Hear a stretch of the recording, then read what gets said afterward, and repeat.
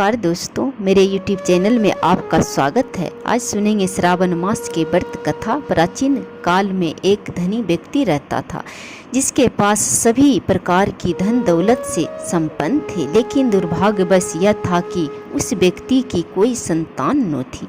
इस बात का दुख उसे हमेशा सताता रहता था, लेकिन वह और उसकी पत्नी दोनों शिव भक्ति में लीन रहते थे।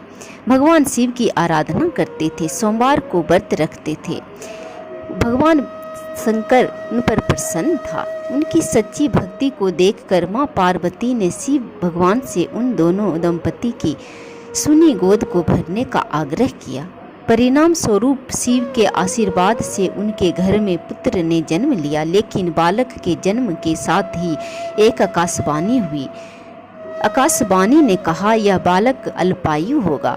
12 साल की आयु में इस बालक की मृत्यु हो जाएगी। इस भविष्यवाणी को सुनकर उस व्यक्ति को पुत्र प्राप्ति का अधिक खुश न थी। उसने अपने बालक का नाम अमर रखा। जैसे जैसे अमर थोड़ा बड़ा हुआ, उस धनी व्यक्ति ने उसको शिक्षा के लिए काशी भेज दिया।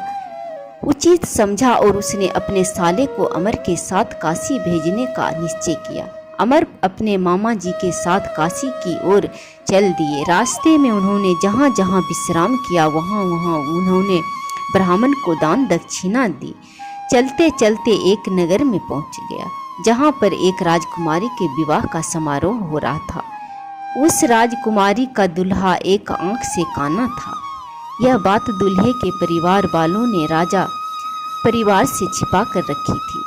उन्हें इस बात का डर था कि यह बात अगर राजा को पता चल गई तो यह शादी नहीं होगी। इसलिए दूल्हे के घर वालों ने अमर से झूठ मूठ का दूल्हा बनने का आग्रह किया और वह उनके आग्रह को मना न कर सका।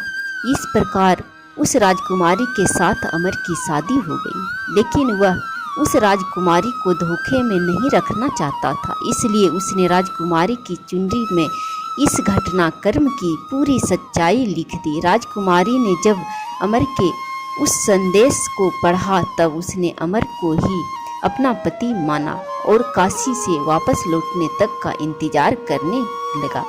अमर और उसके मामा वहाँ से काशी की ओर चल दिए। समय बीतता गया।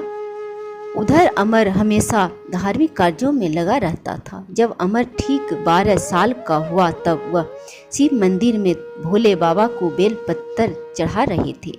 उसी समय वहां यमराज उसके प्राण लेने पधारे, लेकिन इससे पहले भगवान शिव ने अमर की भक्ति से प्रसन्न होकर उसे दीर्घायु का वरदान दे दिया था।